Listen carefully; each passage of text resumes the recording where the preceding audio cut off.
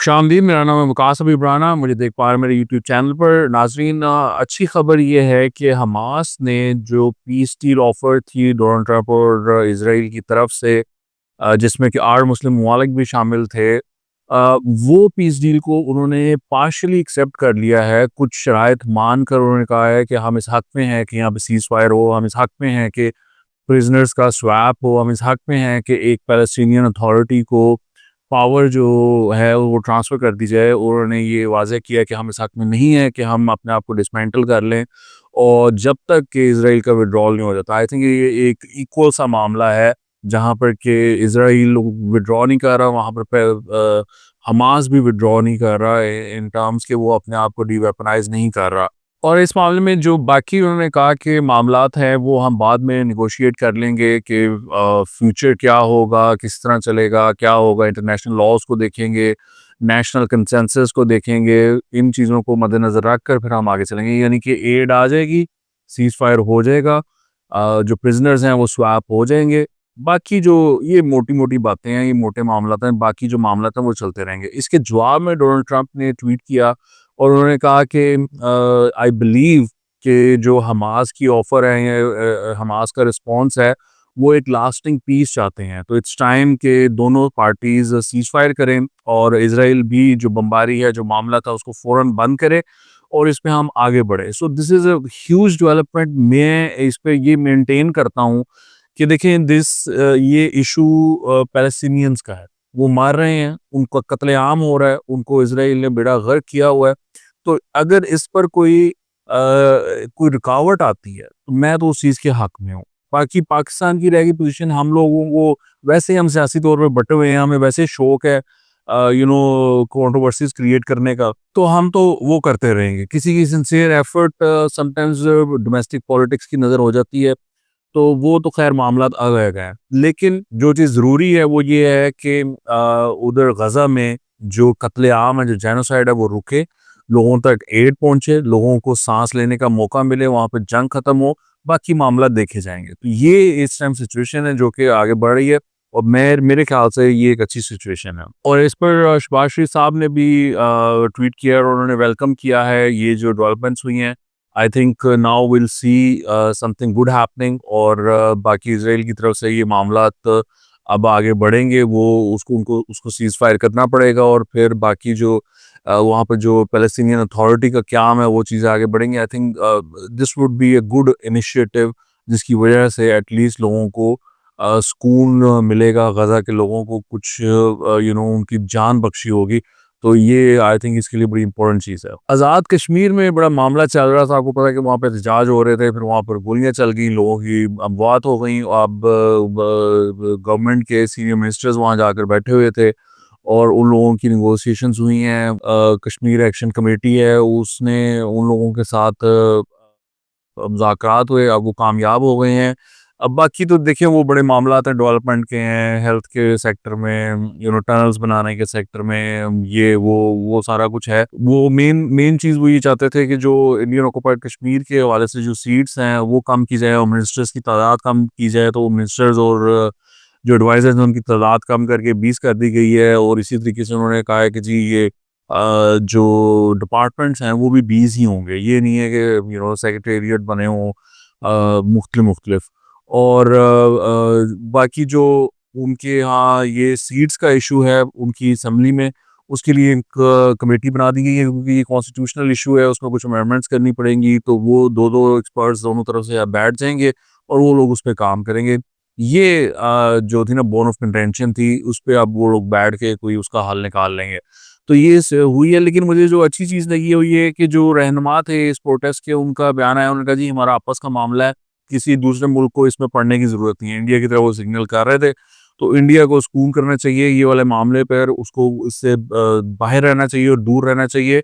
ये इंडिया का मामला नहीं है। जो भी इशू था आई थिंक इट्स रिज़ॉल्व्ड, और मुस्तकबिल में भी इसी तरीके से बातचीत के साथ मामला को हल कर लेना चाहिए। कॉम्प्लिकेट करना नहीं चाहिए, और ख़ासकर वायलेंस से तो हर हालत में बचना चाहिए। अच्छा जी, फाइनेंशियल टाइम्स ने एक इंटरेस्टिंग खबर पब्लिश किया। उन्होंने कहा है कि जो जनरल आसिम मुनीर के एडवाइजर्स हैं, उन्होंने एक आइडिया फ्लोट किया है टू यूएस ऑफिशियल्स, जिसमें कि ये है कि पसनी में एक port, deep sea port develop की जाए जिसकी लागत कोई 1.2 बिलियन डॉलर के करीब आएगी, और उसको यूज़ किया जाए जो रेयर अर्थ मिनरल्स हैं उनकी ट्रांसपोर्टेशन के लिए। और इस प्रपोज़ल में एक चीज़ बड़ी वाज़ेह तरीके से की गई है कि इस पोर्ट का मिलिट्री जो यूज़ है वो नहीं हो सकेगा। So this is very interesting, और इसमें कुछ मोटी-मोटी बातें मैं आपको बता दूँ कि ये कोई ऑफ़िशियल गवर्नमेंट पॉलिसी नहीं है पाकिस्तान की। ये एक आइडिया है जो कि फ्लोट किया गया और फाइनेंशियल टाइम्स ने उसके ऊपर रिपोर्ट कर दी है। तो इट्स वेरी ट्रिकी बिज़नेस कि जब आप इस तरह की चीज़ रिपोर्ट भी करते हैं, तो ऑफ कोर्स आपके सोर्सेज़ बड़े स्ट्रॉन्ग होने चाहिए। तो ज़ाहिर-सी बात है कि ये सोर्सेज़ मेरे ख़्याल से यूएस गवर्नमेंट के ऑफिशियल्स हैं जिनको कि ये आइडिया फ्लोट किया गया होगा फाइनेंशियल टाइम्स में, उन्होंने इसकी कंफर्मेशन ज़रूर की होगी। और उसको उसमें ये भी कहा गया है कि जी रेलवे का लिंकेज भी इसके साथ बनाया जाएगा। ऑफ कोर्स ये जो पोर्ट है या ये जो एरिया है अरेबियन सी में है, पसनी, और ये ग्वादर के भी करीब है और ईरान से भी करीब है। तो ये एक कंसर्न हो सकता है चाइनीज़ का इस पर। I mean I don't know उनका कंसर्न है या नहीं है। बहरहाल ग्वादर, पसनी, तो एक तरफ चाइनीज़, दूसरी तरफ अमेरिकन्स, तो मेरे ख्याल से फिर डॉलर्स ही डॉलर्स का मामला लगता है कि इधर से रेयर अर्थ मिनरल्स निकलेंगे, वहाँ पोर्ट पर जाएँगे और वहाँ से फिर अमेरिका और चाइनीज़ के साथ भी हमारे एग्रीमेंट है इस मामले में। तो रेयर अर्थ मिनरल्स का वो भी स्टेक होल्डर है। तो ये वाला एक प्रपोज़ल है अगेन। ये बिल्कुल एक इनिशियल एक प्रपोज़ल टाइप की चीज़ है, इसमें कोई चीज़ अभी तय नहीं हुई है, it's not a policy even. तो अभी तक इसका होता है ना एक पॉलिसी डॉक्यूमेंट बन जाता है, तो आई डोंट थिंक ये उस तरफ भी गई है। और ये भी नहीं कंफर्म कि अमेरिका इसमें इंटरेस्टेड भी हैं या नहीं है। और जी तीफी भट्ट साहब को दुबई से गिरफ्तार कर लिया गया है। अमीर मसहब के कत्ल में वो मतलूब थे और उनको मुजरिम करार दिया गया था जीआईटी की तरफ से, लेकिन ऑब्वियसली वो अवेलेबल नहीं थे। उनके जो कज़न हैं गोगी भट्ट साहब, वो आ गए थे और वो यहाँ पर केस फेस कर रहे हैं, ज़मानत पर हैं, उनको अरेस्ट नहीं किया गया। लेकिन तीफी भट्ट साहब को अरेस्ट कर लिया गया दुबई में। आई थिंक अब पुलिस वाले जाएंगे और उनको वहाँ से लेकर आएंगे। बताया जा रहा है कि इंटरपोल के थ्रू ये कार्रवाई की गई है। ये बड़ी इंटरेस्टिंग बात हो गई है कि दुबई में कम से कम पाकिस्तानी महफूज नहीं है जो जुर्म करके जाते हैं, वरना वहाँ पर बहुत फ्रॉड हो रहा था। वहाँ से बैठ के लोग कॉल्स करते थे, यहाँ पे भत्ते मांगते थे, ये वो सारा कुछ करते थे।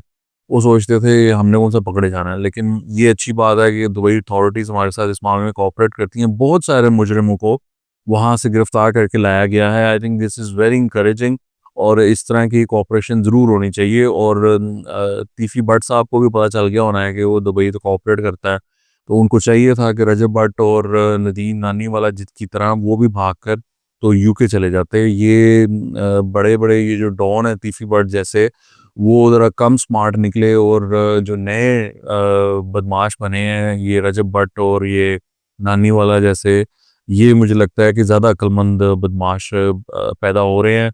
और बताया जा रहा है कि जी वो तो निकल गए हैं यहाँ से और तीफी भट्ट साहब पकड़े गए हैं। तो ख़ैर जी, बुरे कामों का अंजाम बुरा।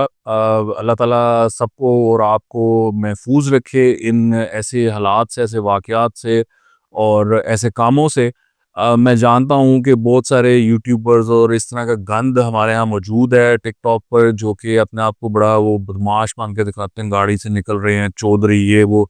ये टके के चौधरी नहीं होते, ये ऐसी बातें बनी होती हैं। ये जब इन पर वक़्त आता है तो ये किसी एएसआई के सामने पैरों में कान पकड़ के बैठे होते हैं और फिर इनकी टके की औकात नहीं होती, बट लोगों को दिखाने के लिए गन्स और ये और वो अपने आप को बड़ा वो दिखा रहे होते हैं। ये कोई बदमाश-वदमूश नहीं होते, स्पेशली पंजाब में इस तरह की जो है ना वो बदमाशी कोई नहीं चलती-चुलती। यहाँ पर जिसको कहते हैं ना एक ही बदमाश है, तो वो पुलिस है। यानी कि जो राइट टू वायलेंस होता है वो स्टेट के पास होता है। ये किसी आम आदमी के पास नहीं हो सकता। तो बहरहाल जी, ये आई थिंक इट्स गुड कि तीफी बट हैज़ बीन अरेस्टेड। मैं तो इस चीज़ को बहुत अच्छा समझता हूँ। और ये जो हमारे डीआईजी ऑपरेशन है इस टाइम लाहौर के, I think he is doing a wonderful work. Faisal Kamran, the guy is so efficient कि वो दिन रात काम कर रहा है और वो कोशिश कर रहा है कि लाहौर का जो अमन है उसको वापस लाया जाए। चूँकि ये वाक़या लाहौर में हुआ था और उन्होंने वो कह चुके हैं मुख्तलिफ़ मौक़ों पर कि आप मुझे दिखाएँ लाहौर में कहाँ पर कोई बदमाश है, कहाँ पर कोई गैंग एग्ज़िस्ट करता है और हम उनको एलिमिनेट कर देंगे। मतलब ये है कि उनके खिलाफ़ कार्रवाई करेंगे।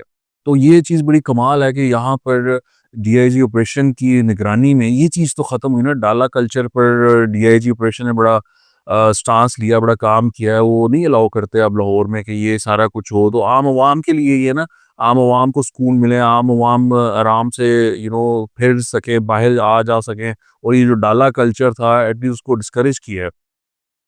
और आई थिंक ये एक और चीज़ उन लोगों ने बड़ी की है, मैं जिस पे जो एएसपी हैं शहरबानो नकवी जिन्होंने अवेयरनेस दी है नाका कल्चर पे और डीआईजी ऑपरेशन ने भी उस पे बात की है। But I would want DIG operation के वो इस पे और थोड़ी-सी तल्कीन करें कि ये जो नाका लगाए जाते हैं इसका कोई फ़ायदा नहीं है। मैं मेरी नज़र में तो ये जो पुलिस और अवाम का जो ताल्लुक है उसको ख़राब करने का एक ज़रिया है। अगर आपने कोई नारकोटिक्स के खिलाफ कार्रवाई करनी है तो उसका एक ऑर्गेनाइज तरीके से काम होना चाहिए। ऑफ कोर्स आई अंडरस्टैंड कि पंजाब पुलिस जो है उसको हर काम में घुसाया हुआ है, यानी नारकोटिक्स वो डकैती वो देखे और बाकी मामलात भी वो देखे। तो जो नारकोटिक्स का डिपार्टमेंट है ये उसकी रिस्पॉन्सिबिलिटी है। हमारी एक एंटी नारकोटिक्स फोर्स है वो जाके छापे मारें, जो लोग ये काम करते हैं उनको पकड़ें, बजाय कि जो रोड पे ट्रैवल कर रहा है उसको बाहर निकाल कर उसकी जेब में छानना या गाड़ी सर्च करना। I don't think it's the right thing to do. बहरहाल जी, DIG operation is doing a good job and I hope कि ये मामला ये जारी रखें और लाहौर को और अमन का गहवारा बनाएं। हम मिसाली हमारा शहर होना चाहिए दुनिया में। हम लाहौर के बारे में लोगों को कहना चाहिए कि जी ये क्राइम फ्री सिटी है। आई होप कि हम वो अचीव कर सकें। आज के लिए इतना ही। आपका देखने का बहुत शुक्रिया। खुदा हाफिज।